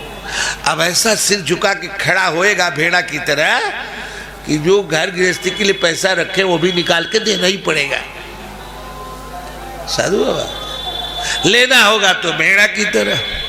आज जब ले लेगा, जो आदमी सम्मानित करेगा इसको, उसी के पीठ में छुरा डाल देगा। ये भैंसा क्या करता है कि जिस खेत में खाता है उस खेत के फसल को रौंदता है, अगर मालिक मिल जाए तो उसके छाती पे पांव रख देता है। ऐसा व्यक्तित्व तो हमारे अंदर, लेने के समय भैंस भेड़ा की तरह और ले लेने के बाद भैंसा हो जाना, जिस पत्तल में खाना उसी में छेद करना। थोड़ा परमात्मा की तरफ से कुछ पैसे अगर हो गए ऐसे व्यक्ति के जीवन में, तो फिर तो कहता है कि हमको कर्नाट प्लेस में रहना है, दिल्ली में सामान्य जगह में नहीं रहना, न्यूयॉर्क में रहना है। हाथी चले बाजार, कुत्ते भौंके और शीशा चढ़ा करके गाड़ी का, ये हमारे मोहल्ले वाले सब कुत्ते हैं, ये हमारे विकास को देख के सब जलता है, हमको यहाँ रहना ही नहीं है, हमको दिल्ली कर्नाट प्लेस में रहना है, न्यूयॉर्क में जाना है। साधु साधु, ये मिजाज हाथी का है। और ऐसे व्यक्ति के जीवन में कामनाओं की धार बरसती रहती है, मोस्ट एम्बिशियस, उसमें कामना बरस की धार बरसती है, और कामना की पूर्ति ना होने पर क्रोधाग्नि, ये 5 लक्षण जिसमें है वो जिंदा प्रेत है साधु। बुढ़ापा जिसके क्रोध से भरा हुआ है, हर क्षण क्षण पे क्रोध क्रोध क्रोध क्रोध। अरे इसका मतलब क्या है? वो अपने डेस्टिनेशन को, जीरो स्टेट को नहीं प्राप्त हो सका साधु, और शून्यता को नहीं प्राप्त हो सका, उपलब्ध नहीं हो सका, पगला है साधु और डिस्टर्ब्ड है। यूं मैंने आपको निवेदन किया, वो धुंधकारी है साधु, जिसके जीवन में पूर्णाहुति के बेला में क्रोधाग्नि दिखे साधु, वो तो भूल में जी रहा है, वो मूल को प्राप्त ही नहीं हुआ। कुल काम सीजन होना, वो स्नातक नहीं हुआ, स्नान से स्नातक बना। ग्रेजुएट की जो हिंदी है वो स्नातक स्नान से, दीक्षांत समारोह में पहले बच्चे जब पढ़ के आते आश्रम से तो स्नान कराया जाता, कदे स्नातक हो गया। बाबा स्नातक होने का मतलब है कुल काम सीजन। बाबा सट विकार और पंचक्लेश से मुक्त, और परास्नातक का अर्थ है स्नान करने के बाद भगवान का नाम जपना, रोमांच होता, प्रेमाश्रु झरता साधु। तो परास्नातक, प्रेम को प्राप्त होना परास्नातक, दोषों से विकारों से मुक्त होना स्नातक साधु। मैंने आपको निवेदन किया भगवान की तरफ से साधु, धुंधकारी प्रेत बन गया है, और उस प्रेत के लिए कथा हो रही इन नटसेल। बाबा 2 मिनट दादा, मैं आपको निवेदन किया, उसके लिए कथा आयोजित हुई, गया के पिंडदान से उसका समाधान नहीं हुआ प्रेत का। अजी प्लेन्स पैरासिटामोल से सीजनल फीवर, वायरल फीवर उतरता है, कोरोना का फीवर, कैंसर का फीवर, टीबी का फीवर, अब प्लेन सेट पैरासिटामोल से नहीं उतरता है भाई। ये गया का पिंडदान थोड़ा बहुत पाप कर्म करेगा तो समाधान कर देगा, लेकिन बड़ा पापियों का साधु समाधान नहीं करता। ये भेड़ा भैंसा हाथी पानी बरसता आग बरसता जिसके व्यक्तित्व में है, उसका समाधान तो श्रीमद् भागवत महापुराण की उपस्थिति से होता है। श्री गोकर्ण जी कथा करने लगे और सारे लंगड़े लूल्हे अंधे मंदबुद्धि कथा में आकर बैठ गए। कोई क्षेत्र ऐसा नहीं होता कि लंगड़ा का बच्चा लंगड़ा ही होवे, अंधा का बच्चा अंधा ही होवे, लुल्ला का बच्चा लुल्ला ही होवे, मंदबुद्धि का बच्चा मंदबुद्धि ही होवे। अजी हाथ पैर आंख वाला बच्चा लंगड़ा लुल्ला अंधा का हो जाता होता ही है बाबा। और क्या, मंदबुद्धि का बच्चा समझदार हो जाता है साधु। तो यहाँ किसके लिए लिखा हुआ है लंगड़ा लूला अंधा मंदबुद्ध? ये अपने लिए लिखा हुआ है। हाथ पैर तोड़ के, आंख फोड़ के और समझदारी छोड़ के भगवान से जोड़ के जे जी रहा है वो कथा में है, अब बाकी सब व्यथा में है साधु। हाथ पैर तोड़ के, आंख फोड़ के, समझदारी छोड़ के और भगवान से जोड़ के जो जीता है वो कथा में, अब बाकी सब व्यथा में। लंगड़ा लूला अंधा मंदबुद्धि कथा में आकर बहुत बैठ गए। अच्छे लंगड़ा लूला अंधा आता है ना तो लाठी लेकर आता है, लेकिन वो लाठी रख करके जब बैठेगा तो उसकी लाठी हॉरिजॉन्टल होती है, वर्टिकल नहीं होती है। ये तो वर्टिकल वंश था, सातपुर का वंश वर्टिकल था, जिसमें धुंधकारी बैठ के कथा सुना खड़ा था। ये बात कैसे है? और एक बात और, लंगड़ा लूला अंधा कितना भी सट के बैठेगा तो थोड़ा जगह तो मिलेगा। प्रेत तो हवा रूप है, प्रकृष्टे न इता सब प्रेता, वो तो घुस ही जाएगा, उसको भी जगह नहीं मिला। आप देखिए विकलांग कोच जो होता है, आजकल दिव्यांग कोच हो रहा है। भारतवर्ष झूठ को ही अपना विकास मानता। अब शेड्यूल कास्ट को गांधी जी ने हरिजन कहना शुरू कर दिया और श्रीमान मोदी जी ने विकलांग को दिव्यांग कहना शुरू कर दिया। अब बताइए, विकलांग सब दिव्यांग हो गए। विकलांग कहेंगे तो आप पे केस हो जाएगा नहीं, तो जो थोड़ा बहुत उनको मदद भी भगवान की तरफ से आने वाली होगी। जब तुम विकलांगे होकर दिव्यांग हो साधु तो मदद आएगी। देखिए, हम जिन अर्थों में, कथा में जिन अर्थों में लंगड़ा लुल्ला कहा गया, उन्हीं अर्थों में दिव्यांग विकलांग होता।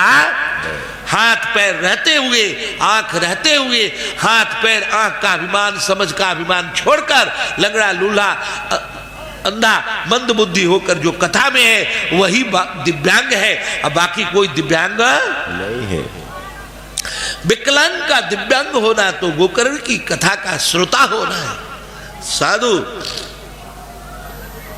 कथा होने लगी।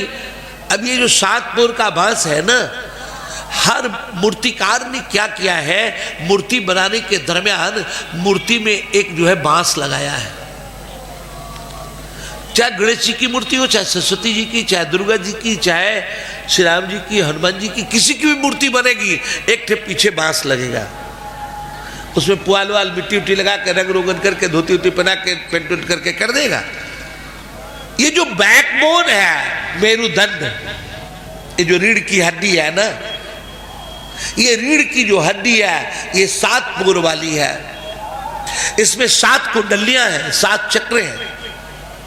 सबसे नीचे का चक्र मेरुदंड में जो है, जिसका जन्नेन्द्रिय से संबंध है वो मूलाधार चक्र है, जिसका पैर से संबंध है स्वाधिष्ठान चक्र है, जिसका नाभि से संबंध है वह मणिपुर चक्र है, जिसका छाती से संबंध है वह अनाहत चक्र है, जिसका कंठकूप से संबंध है उसका वो जो है विशुद्धि चक्र है, और जिसका भूमध्य से संबंध है वो आज्ञा चक्र है, और जिसका चोटी के नीचे होना है वो सहस्रार चक्र है, ब्रह्मरंध्र चक्र है। इस तरह से 7 चक्र वाला ये मेरुदंड है। मेरुदंड सीधा करके सुने, और मेरुदंड सीधा करके सुने। आधी से अधिक समस्या बैठने की सही जेस्चर पोस्चर के अभाव से है। निश्चित रूप से आप मेरुदंड सीधा करके 1 घंटा सुबह 1 घंटा शाम बैठिए। हो सके तो भगवान नाम जपिए, न भी जपिए तो एकदम सीधा बैठिए। गीताकार 6वें अध्याय में गीता धन्य ध्यान योग में कहते हैं भगवान नारायण कि अर्जुन छाती ग्रीवा नाक सब एक सीध में रख। बाबा ये जो बैकबोन है जब सीधा होता है तो हमको पशु से मुक्त अलग करता है। ये पशु से अलग कर, पशुओं में भी बैकबोन होता है लेकिन हॉरिजॉन्टल होता है, हमारे में बैकबोन एकदम वर्टिकल हो जाता है, सीधा हो जाता है, और बैठने पर होता है वो ज्यादा। और आज की सारी समस्या टीवी देखे लेट के, मोबाइल देखे लेट के भोजन भी करे लेट के, बतियावे भी, सब कुछ लेटे ही क्यों हो रहा है। साधु आप सीधा बैठना सीखिए। सीधा जब बैठते हैं ना तो आपकी जो ऊर्जा है उसका ऊर्ध्वगमन होता है। साधु अच्छा लंगड़ा लूल्हा अंधा इतना सघन हो गया कि जगह नहीं मिला, इसका मतलब जानते हैं क्या है? आप इतना देर बैठिए प्रतिदिन भजन में कि आपके हाथ पैर, आपके आंख, आपकी समझ, इंटेलेक्ट कुछ भी आपको याद न रह जाए कि किस आसन में बैठे हैं, किस मुद्रा में हाथ है, आंख है नहीं, दिमाग है, सब भूल जाए। तो जितना लंगड़ा लूल्हापन, अंधापन, ना समझदारी, जितना सघनता से फील करेंगे उतने ही जल्दी आपके अंदर की जो प्राणवायु है जो अभी नाक में चल रही है वो नाक से छाती की तरफ चलने लगेगी, गहरी होती जाएगी, और फिर वो नाक से नाभि उतर आएगी, और फिर वो धीरे धीरे मेरुदंड में सांस चलती हुई नजर आने लगेगी। और 7 पोर वाले बांस में वो प्रेत जो प्राणवायु है घुस जावे, और फिर जब प्राणवायु धीरे धीरे खिसकने लगे बाबा नीचे से ऊपर, मूलाधार से सहस्रार की तरफ, तो एक एक चक्र एक एक दिन की कथा में फटने का प्रमाण लेकर के और आप दिव्यता को प्राप्त हो करके बाबा गोकर्ण की कथा सुनने से धुंधकारी जो प्रेत रूप था वो भगवान धाम जाने के कारण बना रहे हैं। श्री गोकर्ण जी से श्री बाबा धुंधकारी ने कथा सुनी, मुक्त हो गए। वो तब भगवान के पार्षद विमान लेकर आए और जाने लगे। तो धुंधकारी ने गोकर्ण जी ने पूछा, श्री गोकर्ण जी ने पार्षदों से पूछा कि आप ये बताइए एक ही विमान क्यों लेकर आए? कहा एक ही व्यक्ति दत्तचित्त होकर कथा सुने, highly attentive, sincerely, highly paid होकर के कथा सुनना, बाबा समर्पित होकर, दत्तचित्त होकर एक ने कथा सुनी, इसलिए इनको इंस्टेंट निर्वाण हो गया। और लोगों का क्या होगा? कथा तो बहुत नहीं सुनी, का और लोगों के लिए आप श्रावण मास में कथा कही। श्रावण मास में पुनः गोकर्ण जी ने कथा कही, और फिर तो बैकुंठाधिपति स्वयं विमान लेकर आए।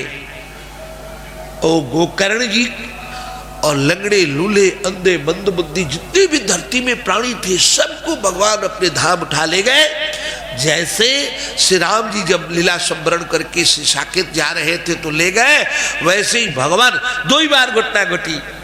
एक बार तो श्री राम जी जाते समय ले गए, और एक बार श्री गोकर्ण जी की जब सावन में कथा संपन्न हुई तो वैकुंठाधिपति स्वयं आए और सबको ले गए।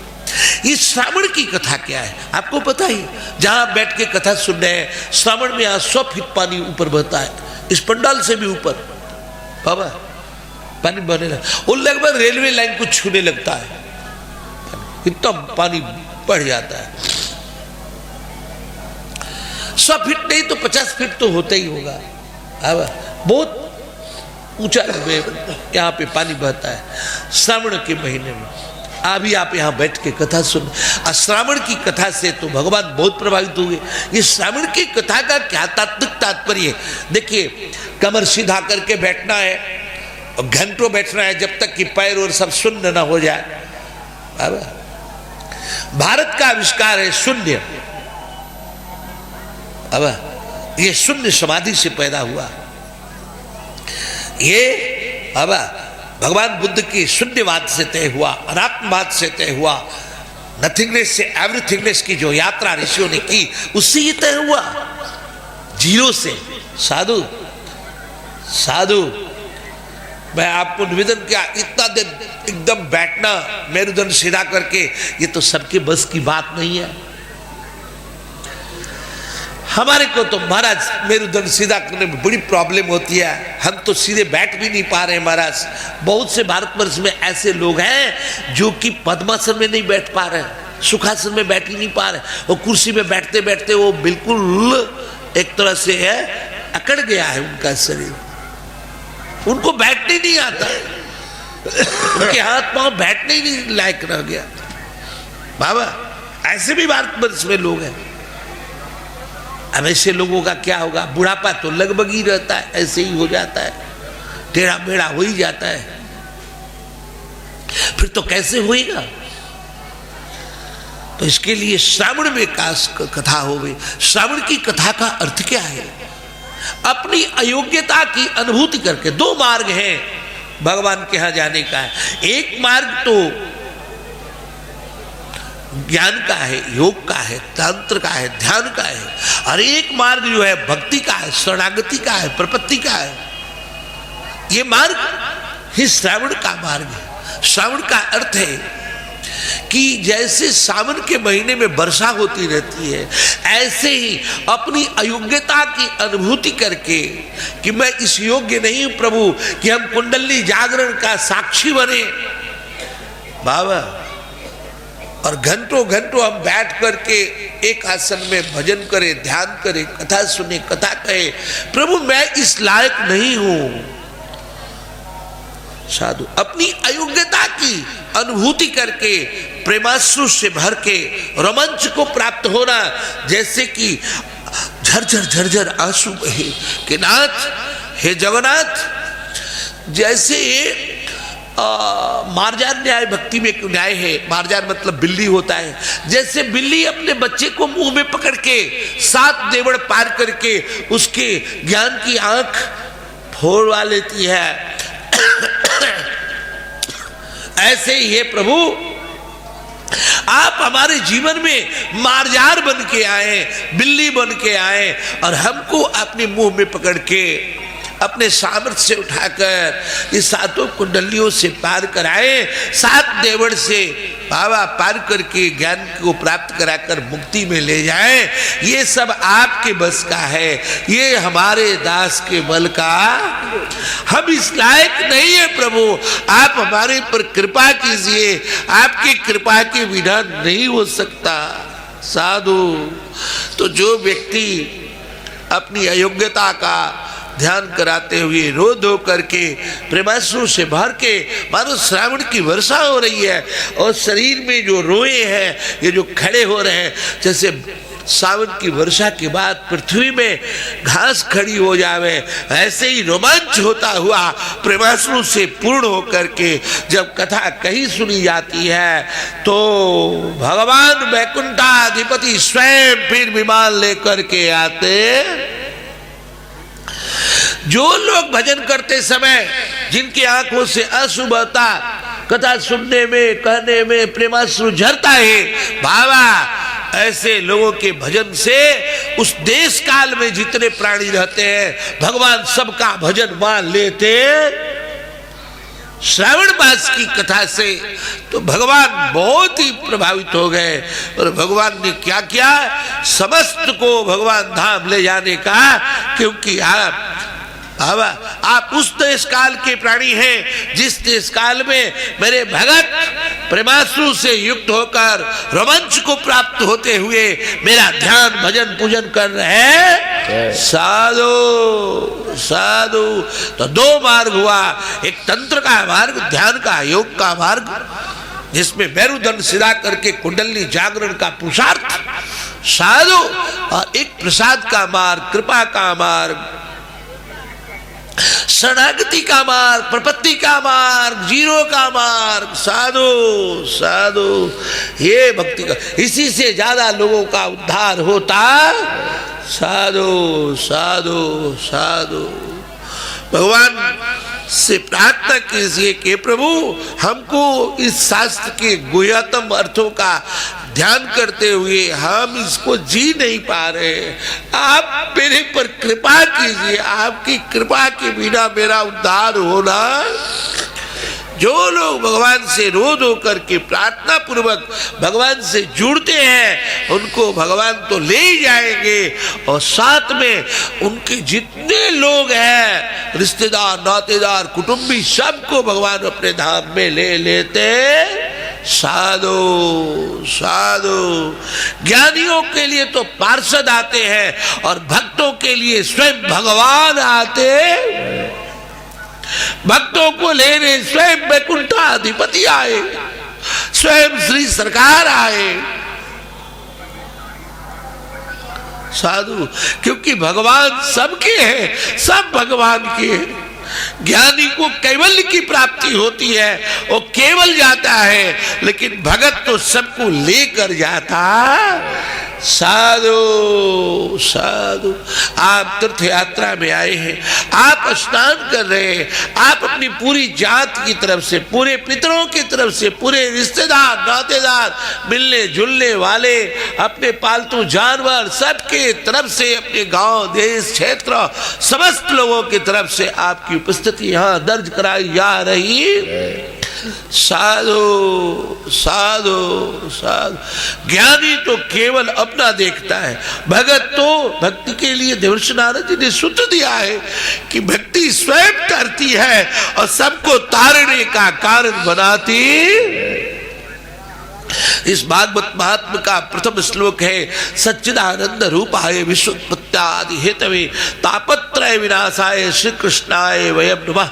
सच्चिदानंद स्वरूप भगवान श्री कृष्ण जी विश्व की उत्पत्ति, पालन, संहार के हेतु है। तापत्रय, दैहिक दैविक भौतिक ताप को नष्ट करने वाले ऐसे श्री कृष्ण चंद्र को वेदव्यास जी भागवत महात्म के प्रथम श्लोक में कहते हैं वयम नमः, हम लोग नमस्कार करते हैं। वो श्री वेदव्यास जी की चेतना भागवत के लिए जब तैयार हुई तो भक्ति परक हो गई। वो सबकी तरफ से कह रहे हैं, हम लोग प्रणाम चाहते तो हम नमामि कह सकते थे, यहाँ नमः शब्द बहुवचनांत है, वो सबकी तरफ से नमन कर रहे। साधु, तो भगत जब गोता लगाता है गंगा जी में तो पूरे लोगों के लिए गोता लगाता। ज्ञानी जब पुरुषार्थ करता है तो कैवल्य के लिए, केवल अपने के लिए करता है, और भगत जब करता है तो सबके लिए करता। सर्वे भवन्तु सुखिनः सर्वे सन्तु निरामयाः सर्वे भद्राणि पश्यन्तु मा कश्चित् दुख भाग भवेत्। सभी सुखी हो, सभी निर्दोष हो, सभी निर्दोष हो, सबका मंगल हो, किसी को किसी प्रकार का कष्ट न हो, को किसी प्रकार सभी सुखी हो, सभी सुखी हो, सभी निर्दोष हो, सभी निर्दोष, सबका मंगल हो, सबका मंगल हो, किसी को किसी प्रकार का कष्ट न हो, सभी सुखी हो, सभी सुखी सभी हो, निर्दोष हो, सभी निर्दोष हो, सबका मंगल हो, सबका मंगल किसी हो, को किसी प्रकार का किसी प्रकार का कष्ट न हो। ओम नमः पार्वती पतये हर